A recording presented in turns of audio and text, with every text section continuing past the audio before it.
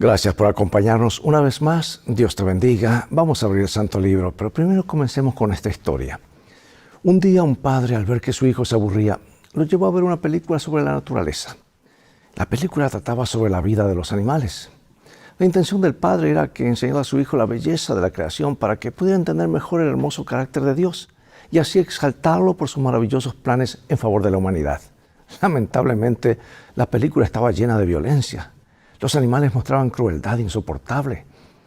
El fuerte buitre aplastó al débil gorrión, los malvados vencieron a los mansos, y la muerte prevaleció sobre la vida. Y el niño se asustó y comenzó a llorar. Gritó a su padre que lo llevara a casa. Obviamente el método pedagógico del padre no tuvo mucho éxito. Pero cuando reflexionamos sobre el curso de la historia humana, nos enfrentamos a la misma realidad. La historia humana está llena de guerras, abusos, engaños. Las naciones fuertes aplastan a las pequeñas naciones y con demasiada frecuencia el poder mundano prevalece sobre la sabiduría y la justicia. Salomón en su libro de Eclesiastés vio lo mismo. En lugar del juicio estaba la impiedad. Allí estaba la maldad, dice Eclesiastés 3:16. Desde el niño que llora ante la violencia de los animales hasta el sabio filósofo que reflexiona sobre los caprichos de la vida humana, surgen las mismas preguntas inquietantes. ¿Por qué sucede esto? ¿Es esto lo que Dios planeó para el mundo? ¿Dónde está Dios en esta confusión maligna? La Biblia nos da dos respuestas a estas preguntas. La primera respuesta se encuentra en el pasado lejano de la humanidad, en la historia de la caída, cuando se transgredió el primer mandamiento de Dios. Y la segunda respuesta se encuentra en la profecía. En ambas respuestas se perfila la solución a la tragedia humana. Mantente en sintonía.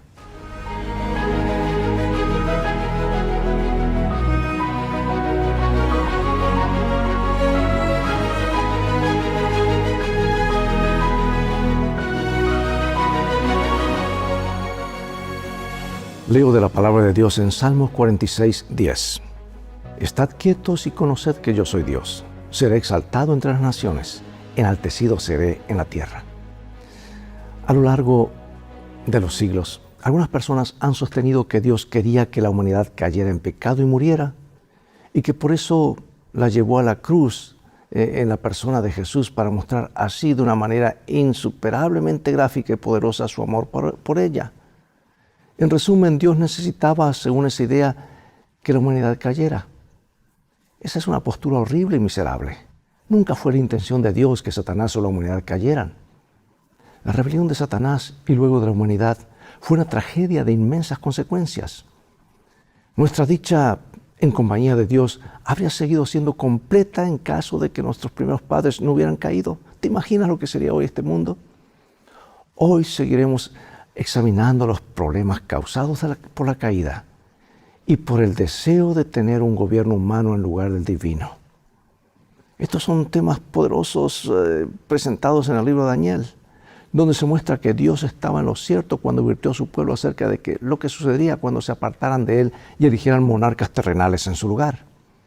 Y eso fue exactamente lo que obtuvieron: monarcas terrenales en lugar de Dios y pecadores enseñoreándose de pecadores, algo que nunca fue una buena combinación.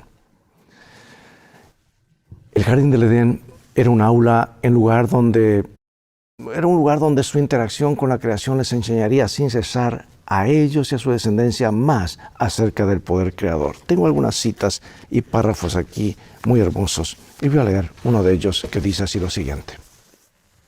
La santa pareja eran no solo hijos bajo el cuidado paternal de Dios, sino también estudiantes que recibían instrucción de parte del Creador omnisciente.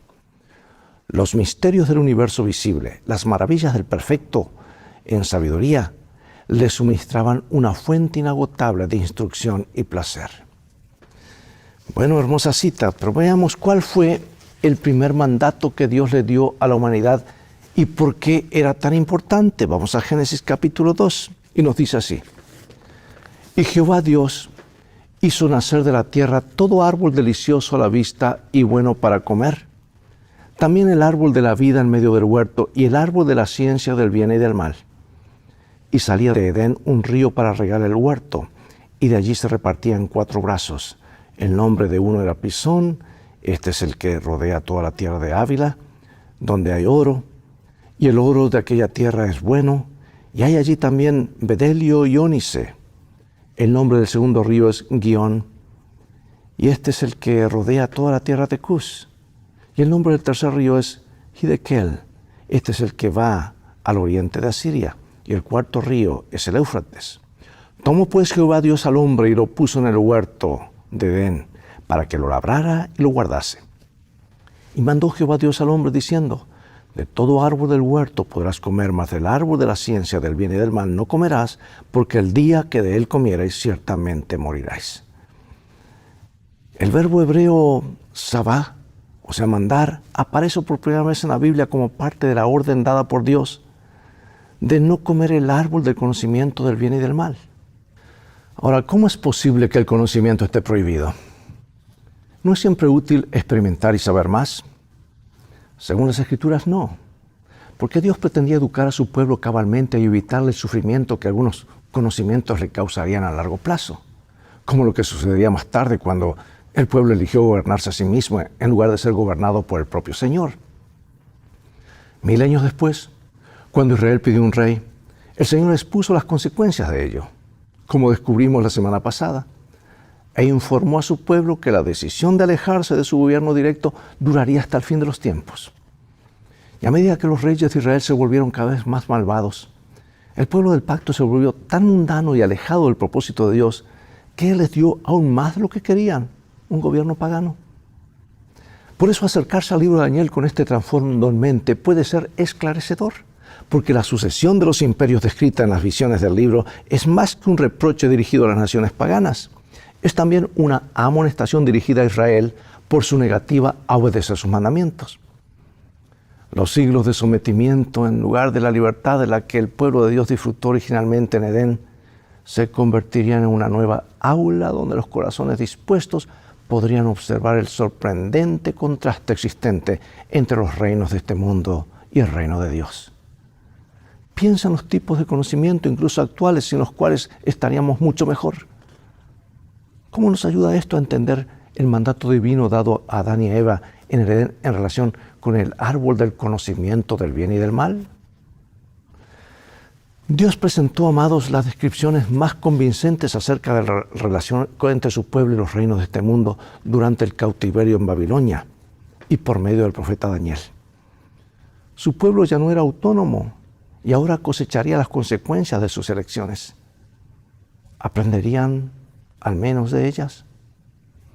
Aquí se nos ofrece una visión panorámica de la historia del mundo hasta el fin de los tiempos. ¿Qué importantes verdades podemos aprender de esta asombrosa profecía? Vamos a ver Daniel 2, 31 al 35. Tú, oh rey, veías y aquí una gran imagen. Esta imagen, que era muy grande y cuya gloria era muy sublime, estaba en pie delante de ti, y su aspecto era terrible. La cabeza de esta imagen era de oro fino, su pecho y sus brazos de plata, su vientre y sus muslos de bronce, sus piernas de hierro, sus pies en parte de hierro y en parte de barro cocido. Estabas mirando hasta que una piedra fue cortada, no con mano, e hirió a la imagen en sus pies de hierro y de barro cocido y los desmenuzó. Entonces fueron desmenuzados también el hierro, el barro cocido, el bronce, la plata y el oro, y fueron como el tamo de las eras del verano, y se los llevó el viento, sin que de ellos quedara rastro alguno. Mas la piedra que hirió a la imagen fue hecha un gran monte que llenó toda la tierra. Al finales del siglo XIX, muchas personas mostraban una renovada confianza en el progreso humano.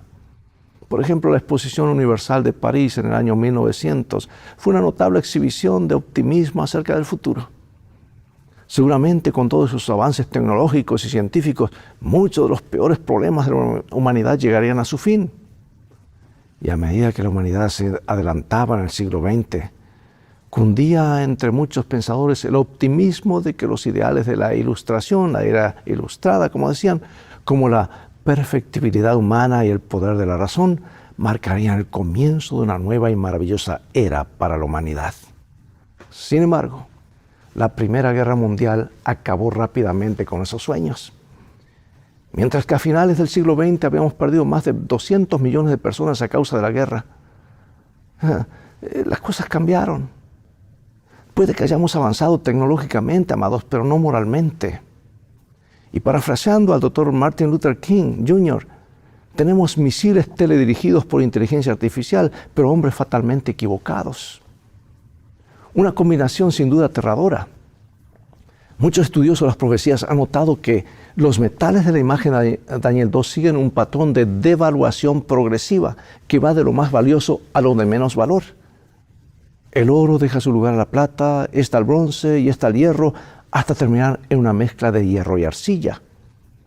Charles Darwin, Karl Marx y otros pensadores del siglo XIX intentaron convencernos de que la humanidad progresa constantemente, que estamos evolucionando biológica y socialmente.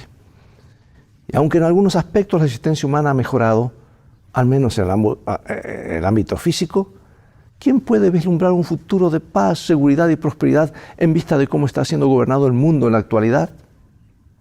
Jesús advirtió, es guerra, rumores de guerra. Cuidado, dicen, no se alarmen. Esto tiene que suceder, pero aún no es el fin. Porque se levantará nación contra nación, reino contra reino. Habrá pestes, hambres, terremotos en diversos lugares. Y menciona una lista terrible de catástrofes. Y hoy lo estamos viviendo. Y a pesar de esta advertencia, ¿cómo deberíamos confortarnos con el hecho de haber sido advertidos de antemano acerca de estos eventos? Ahí está el poder y el valor de la profecía. Es el ojo de Dios que nos ayuda a ver lo que se acerca. Es más, nos establece en la verdad bíblica, en nuestro pasado, nuestro presente y un futuro seguro. ¿Sabes que el sueño de Daniel 2 fue presentado a un rey babilonio? La visión de Daniel 7, en cambio, fue mostrada a un profeta hebreo, miembro del pueblo que hizo pacto con Dios. A Daniel se le muestra el mismo tema que a Nabucodonosor, pero desde una perspectiva diferente. O sea, son líneas proféticas. En lugar de una estatua, se ve una serie de naciones que surgen del mar como resultado del viento que agita las aguas, símbolo de naciones. Y estas naciones estaban en un permanente estado de lucha que provocaba un constante cambio de poder entre ellas. Textos como Salmo 65, Isaías 17 y Jeremías 46 utilizan la analogía de las inundaciones y las olas para describir la agitación existente entre las naciones. Por el contrario, la tierra prometida permaneció, al menos durante un tiempo, como una isla de paz y seguridad en medio de un mar de reinos paganos, como una nación santa establecida sobre los sólidos cimientos del gobierno de Dios, en contraste con las convulsionadas naciones que los rodeaban. Y ahí tenemos Daniel 7, capítulo 7, versículos 1 al 3. En el primer año del rey de Belsasar, rey de Babilonia, tuvo Daniel un sueño y visiones de su cabeza mientras estaba en su lecho. Luego escribió el sueño y relató lo principal del asunto. Daniel dijo: miraba yo en la visión de la noche, en mi visión de la noche, y aquí que los 4 vientos del cielo combatían en el gran mar. Y 4 bestias grandes, diferentes la una de la otra, subían del mar. O sea que hay mucho movimiento en la escena. ¿Qué lecciones podemos extraer de estas imágenes? Como la de la primera bestia que emerge en el mar. Y ahora Daniel observa un caos. El caos de las luchas paganas desde la orilla, cuando de repente las bestias empiezan a aparecer en la tierra, en el territorio del pueblo de Dios. Y los problemas de los gentiles se habían convertido ahora en los problemas de su pueblo. Y éste había elegido vivir como los paganos, así que ahora viviría entre ellos y sometido por ellos. Y a partir de la dominación babilónica, el pueblo del pacto nunca volvió a disfrutar de una autonomía completa o duradera. En el caso del Israel espiritual, hoy, esta pérdida de autonomía persistirá hasta el fin de los tiempos, cuando Cristo vuelva a ocupar su legítimo lugar como nuestro Rey. En la época del Nuevo Testamento y en los siglos siguientes, el pueblo de Dios continuó sufriendo bajo el dominio del Imperio Romano y luego por las persecuciones del Cuerno Pequeño, sucesor de la Roma pagana. Y aunque algunas naciones fueron mejores que otras, y algunas épocas han sido más pacíficas que otras, la historia general de las naciones, los pueblos y los imperios, ha consistido simplemente en ir de una tragedia a otra, de un opresor a otro, todo generalmente en nombre de las mejores intenciones para los habitantes de cada nación. ¡Qué contraste con el gobierno de Dios! lo que Dios tenía pensado para su pueblo en caso de que éste lo aceptara. Lo que nos perdimos. Pero Dios restaurará todas las cosas. Las imágenes de la tierra y del mar que aparecen en la Biblia, especialmente en las profecías, pueden ser muy instructivas. Consideremos, por ejemplo, el uso simbólico de la tierra y el mar cuando aparecen juntos en la profecía bíblica. Beatrice Neal, en el libro Sellados, Santos Sellados y en Tribulación, nos dice lo siguiente. Leo aquí lo que ella dice. Simbólicamente, cuando la tierra y el mar aparecen juntos, la tierra representa a menudo el mundo ordenado o incluso la tierra de Israel, mientras que el mar se refiere a las naciones gentiles que lo amenazan, como el mar amenaza la tierra. Y según esta línea de pensamiento, la tierra es un lugar de estabilidad basado en el gobierno de Dios, mientras que el mar representa la agitación y la inestabilidad de las naciones establecidas sobre el fundamento del orgullo humano. Vamos a ver este principio en la Biblia, Apocalipsis capítulo 13. Y la serpiente arrojó de su boca tras la mujer agua como un río para que fuese arrastrada por el río. Pero la tierra ayudó a la mujer, pues la tierra abrió su boca y tragó el río que el dragón había echado de su boca. Me paré sobre la arena del mar y vi subir del mar una bestia que tenía 7 cabezas y 10 cuernos, y en sus cuernos 10 diademas, y sobre sus cabezas un nombre blasfemo. Después vi otra bestia que subía de la tierra, y tenía 2 cuernos semejantes a los de un cordero, pero hablaba como dragón. Observa la vinculación que existe entre agua y tierra. ¿Cómo utilizan ambos símbolos? Se utilizan aquí. ¿Y qué pueden enseñarnos acerca de cómo entender la profecía? Observa que el dragón, el diablo, utiliza el agua para perseguir a la mujer o a la iglesia. Y como hemos visto, el agua suele simbolizar en la profecía a los gobiernos mundanos, así como también la agitación y el caos que a menudo los acompañan. Esto significa que Satanás usó a las masas empujadas por sus líderes para perseguir al pueblo de Dios a lo largo de gran parte de la historia de la iglesia. Además, los adventistas del séptimo día hemos entendido que Apocalipsis 12:16 se refiere a la migración de los creyentes perseguidos en Europa al Nuevo Mundo. Y si nuestra interpretación de la tierra y el mar es correcta, ¿qué dice esto acerca de la fundación de los Estados Unidos de Norteamérica? ¿Podríamos considerar a la tierra de manera semejante a la tierra prometida de la época del Antiguo Testamento, es decir, como un lugar reservado para el pueblo de Dios? ¿Podría ser esta la razón por la que la bestia terrestre aparece primero como un cordero? Aunque Estados Unidos nunca ha sido el nuevo Israel, como algunos de sus fundadores lo veían, durante mucho tiempo ha sido una tierra de libertad religiosa para millones de creyentes oprimidos provenientes de otras partes del mundo. Por desgracia, esta bestia semejante a un cordero hablará un día, y ese día ya está sobre nosotros. Hablará como un dragón. Estados Unidos, durante tanto tiempo, un faro de libertad religiosa para los perseguidos, se convertirá en el perseguidor religioso dominante. Este es otro ejemplo de lo que sucede cuando la humanidad elige gobernarse a sí misma en lugar de ser gobernada por Dios. La iglesia remanente nació en el Nuevo Mundo, precisamente donde hallaron refugio quienes buscaban libertad religiosa durante los siglos XVII y XVIII.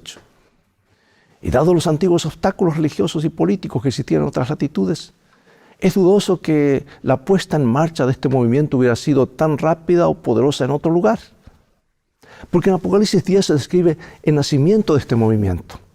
El ángel clama a gran voz, como lo hacen los 3 ángeles de Apocalipsis 14 y el ángel de Apocalipsis 18. Porque se trata de un momento crucial en la historia cuando el mundo está en peligro. Es entonces cuando se establece la obra de la iglesia remanente en beneficio de los muchos pueblos y naciones, lenguas y reyes, de Apocalipsis 10:11. El ángel sostiene un librito en su mano, probablemente el libro de Daniel, como dice Daniel 12:4, que se abre por primera vez después de muchas generaciones, porque Daniel le dijo, cierra el libro. El ángel tiene un pie sobre el mar y otro sobre la tierra. Y esto podría hacer referencia al hecho de que el mensaje abarca todo el globo, tanto el viejo mundo como el nuevo. Y también podría ser una referencia a la idea de que este mensaje es para todas las naciones, para quienes viven en la tierra y quienes viven en el mar, o sea, gentil o pagano. El mundo, amado, será por fin iluminado con la gloria de Dios y los mensajes finales de Apocalipsis 14 serán llevados a todos. Al igual que en el caso de Israel de antaño, nuestro mandato como iglesia es predicar el Evangelio en todo el mundo para testimonio a todas las naciones, y entonces vendrá el fin. Dios está encaminando la historia humana hacia su gran conclusión, el fin de los imperios humanos y la entronización permanente de Cristo.